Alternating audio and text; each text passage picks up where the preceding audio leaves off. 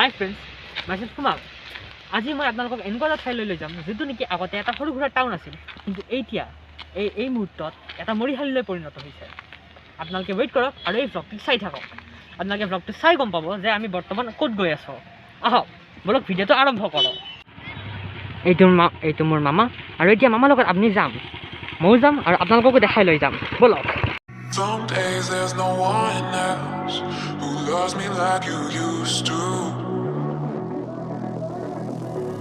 Some days I'm not myself, there's no one I can turn to.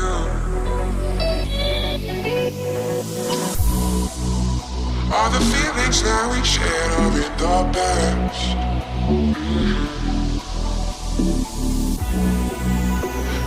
আহক friends, এইটো হ'ল আমাৰ main destination, Chandrapur তাপ বিদ্যুৎ প্ৰকল্পৰ মেইন গেট। আহক এতিয়া আমি চন্দ্ৰপুৰ তাপ বিদ্যুৎ প্ৰকল্পৰ মেইন কেম্পাছটোৰ পৰিভ্ৰমা কৰোঁ।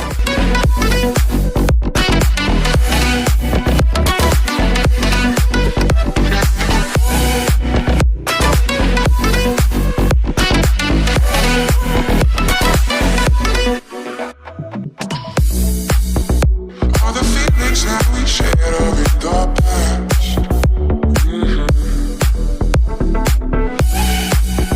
Your relationships are never meant to last. It might take some time, but I'll be alright. I'm moving on, moving on. I know times are tough, but I've had enough. I'm moving on, I'm moving on. তো friends, এতিয়া আমি এই পাহাৰৰ মাজে মাজে এই সৰু সৰু ৰাস্তাৰে গৈ আছোঁ। আপুনি আমাৰ লগত আহি থাকক। এই ৰাস্তাটোত ৰাতি হোৱাৰ লগে লগে বহুতো প্ৰকাৰৰ জীৱ জন্তু দেখা যায়, আৰু যদি আজি সৌভাগ্য হয় আমিও নিশ্চয় দেখা পাম। বলকচোন ভিডিঅ'টোলৈ আগবাঢ়ক।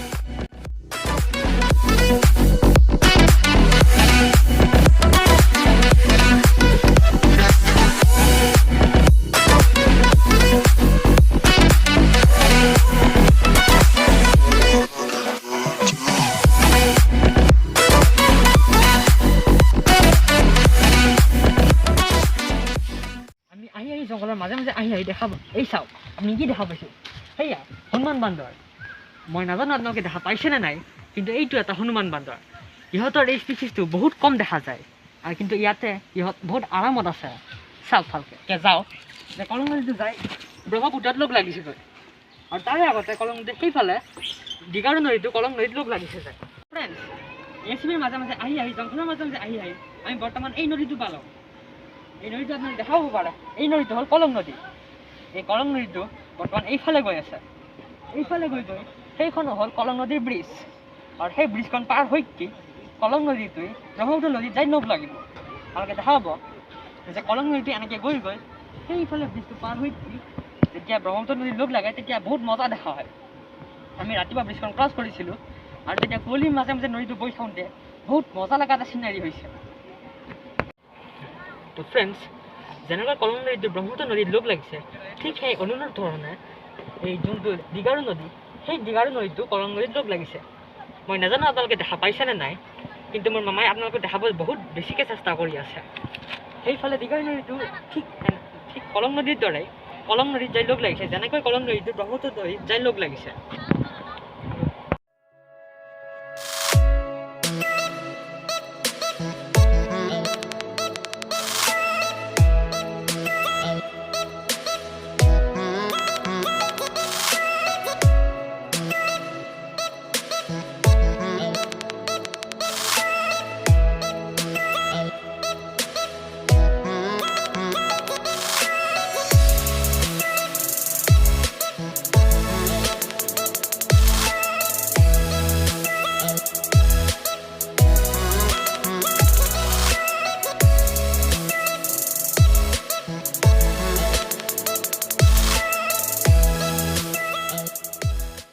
ফ্ৰেণ্ডছ, আমি এতিয়া আহি পালোঁ চন্দ্ৰপুৰ তাপ বিদ্যুৎ প্ৰকল্পৰ গেষ্ট হাউচ।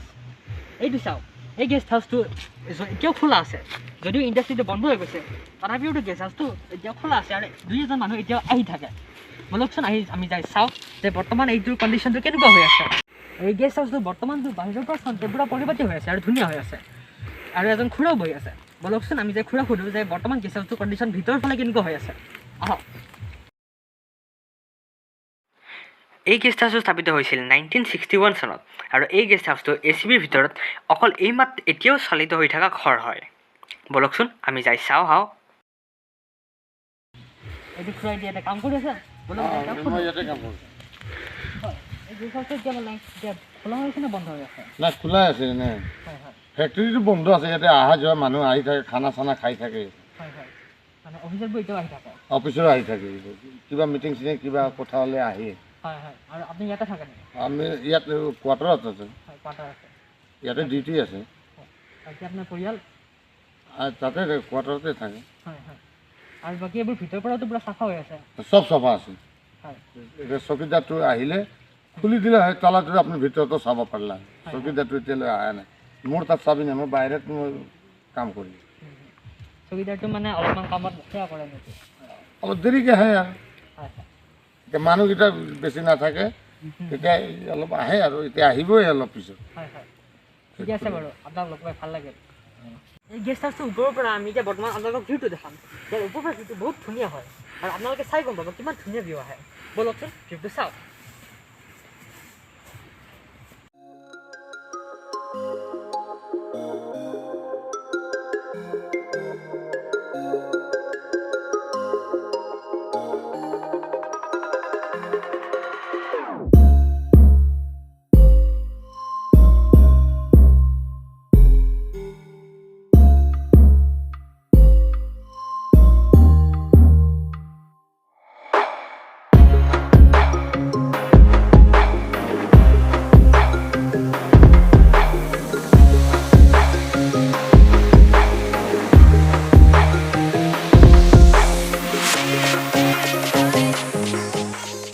আমি গেষ্ট হাউচটোৰ পৰা ওলাইছোঁ আৰু বৰ্তমান আমি এতিয়া যাম, আমি যাই দেখাম যে চন্দ্ৰপুৰ তাপবিদ্যুৎ প্ৰকল্পৰ আৰু বাকী থকা অংশখিনি আপোনালোকে দেখাব চেষ্টা কৰিম।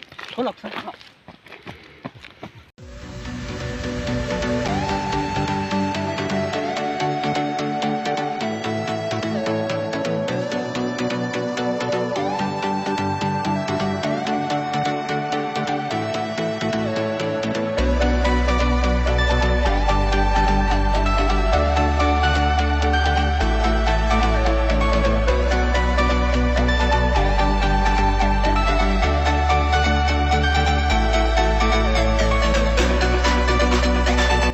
অসমৰ বিদ্যুৎ নাটনিৰ সমস্যাৰ সমাধানৰ বাবে 30 মেগাৱাট বিদ্যুৎ উৎপাদন ক্ষমতাৰ যুক্ত এই প্ৰকল্পটো 1972 চনত আৰম্ভ কৰা হৈছিল।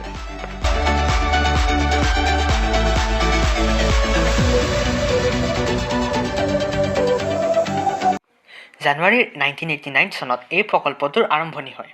কিন্তু দুখৰ বিষয় যে যোনটো ইন্ধন এই প্ৰকল্পটোৱে ব্যৱহাৰ কৰিছিল, সেই ইন্ধনটোৰ মূল্য বহুত বেছিকৈ বাঢ়ি গ'ল আৰু সেইবাবে এই প্ৰকল্পটো জুন 1999 চনত বন্ধ হ'ব লগা হয়।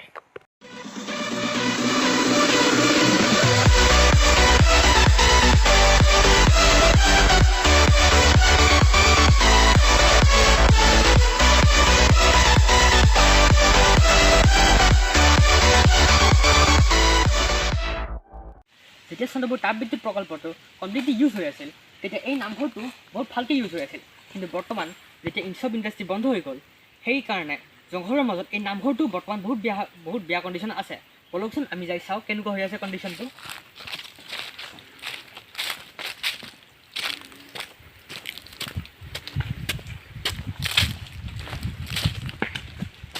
অতি দুখেৰে জনাম যে বৰ্তমান নামঘৰটোৰ নামঘৰটো বহুত পৰিত্যক্ত অৱস্থাত আছে। কিন্তু তথাপিও মই আপোনালোকক দেখাবলৈ ট্ৰাই কৰিম কি নামঘৰটো কেনেকুৱা হৈ আছে।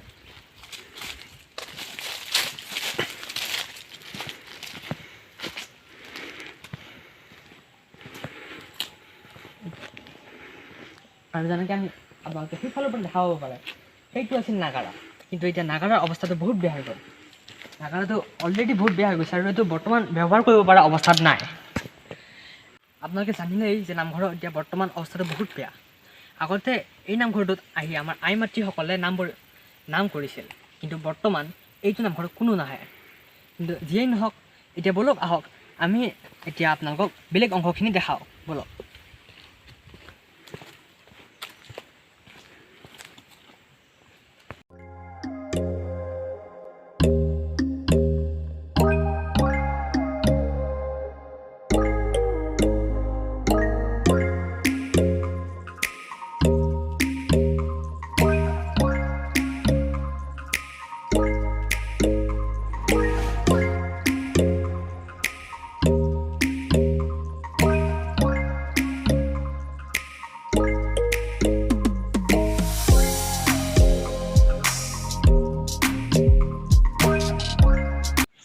বৰ্তমান আমি এইটো বিল্ডিং পাইছোঁ।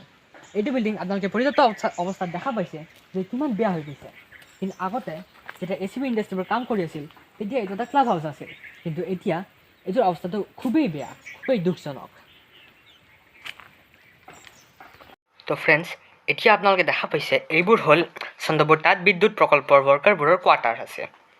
অফক'ৰ্ছ এইটো অকল এটা কোৱাৰ্টাৰৰ সৰু অংশহে আৰু ইয়াতকৈ বহুত বেছি আছে, কিন্তু এইবোৰ চব পৰিত্যক্ত অৱস্থাত থকাৰ বাবে এতিয়া এইবোৰ চব জীৱ জন্তুৰ আৱাস হৈছে যায়। এইখন স্কুল আপোনালোকে দেখা পাইছে, এইখন স্কুল যেতিয়া চন্দ্ৰপুৰ তাপ বিদ্যুৎ প্ৰকল্প চলি আছিল তেতিয়া এইখন স্কুলো চলি আছিল আৰু ইয়াতে বাচ্ছা আহিছিল। কিন্তু এতিয়া যেনেকৈ চন্দ্ৰপুৰ তাপ বিদ্যুৎ প্ৰকল্প বন্ধ হৈ গ'ল, ঠিক তেনেদৰে এইখন স্কুলো বন্ধ হৈ গ'ল আৰু এতিয়া ইয়াতে কোনো নাহে।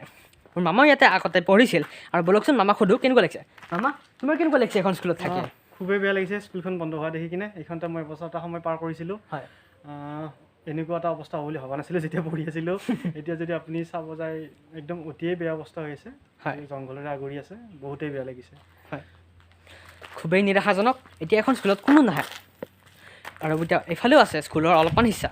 আমি স্কুলৰ গেটৰ ভিতৰত সোমাই গ'লোঁ আৰু এইখন চাওক, এইটো আছিল এটা স্কুলৰ অংশ, কিন্তু বৰ্তমান চাওকচোন এইখন স্কুলৰ কিমান বেয়া হৈ গৈছে আৰু এতিয়া চব জহি খহি গৈছে, আনকি গ্লাছবোৰো ভাঙি ভাঙি গৈছে। হিচাপে এইখন স্কুলৰ অৱস্থা দেখা পাই খুবেই মোৰ বেয়া লাগিছে, কিন্তু কি কৰিম। এতিয়া বলকচোন আহি থাকক, আপোনালোকে মোৰ লগত আহি থাকক আৰু আপোনালোকক আৰু দেখাম আৰু কি কি পৰিস্থিতি জৰাজীৰ্ণ হৈ আছে। ফ্ৰেণ্ডছ, নাৰেংগীৰ আৰু ভকতগাঁও সংযোগী হোমেন বৰগোহাঁই পথত নাৰেংগীৰ পৰা 12 কিলোমিটাৰ দূৰত্বত অৱস্থিত চন্দ্ৰপুৰ তাপ বিদ্যুৎ প্ৰকল্প। এই প্ৰকল্পটো 500 ফিট উচ্চতাত অৱস্থিত। সেই সময়ত প্ৰকল্পটো বনোৱাৰ কাৰণে 5,819 মিলিয়ন জাপানীজ য়েন খৰচ হৈছিল। আনুমানিক 10,000 লোকৰ অৱস্থালীৰ লগতে কৰ্মসংস্থাপনো আছিল। কিন্তু সকলো সুবিধা আৰু আন্তঃগাঁথনি থকাৰ পিছতো সুনিৰ্দিষ্ট পৰিকল্পনাৰ অভাৱত প্ৰকল্পটো ধ্বংস হ'ল। আপোনালোকক দেখুৱাৰ উদ্দেশ্য এইটোৱেই যে বৃহৎ উদ্যোগ গঠন কৰাৰ পিছতো সুপৰিকল্পনাৰ অভাৱত কেনেদৰে ধ্বংসৰ মুখত পৰে। অসমৰ এখন উদ্যোগ নগৰী কেনেদৰে মৰিশালীলৈ পৰিণত হ'ল তাকেই কেমেৰাৰে মই যিমানখিনি পাৰোঁ দেখুৱাবলৈ চেষ্টা কৰিম, কাৰণ এইটো এটা বৃহৎ অঞ্চল, সেইবাবে গোটেইবোৰ দেখুওৱা সম্ভৱ হয়তো নহ'ব। আপোনালোকে দেখি আছে জহি খহি যোৱা অফিচ আৰু কোৱাৰ্টাৰবোৰ।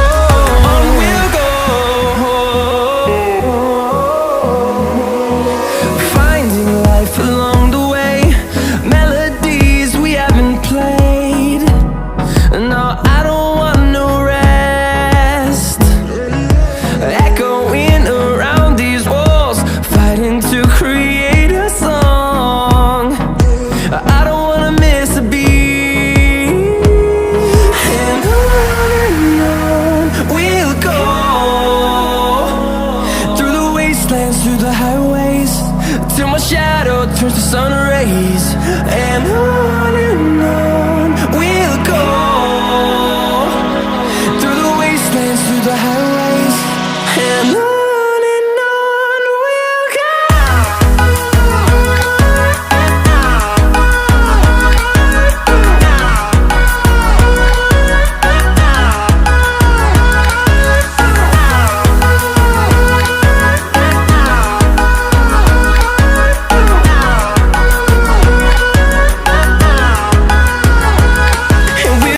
তো ফ্ৰেণ্ডছ, এয়া আমি ACBৰ অন্তিম গেটেদি ওলালোঁ। আশা কৰোঁ আপোনালোকে ভিডিঅ'টো ভাল পালে। Thank U.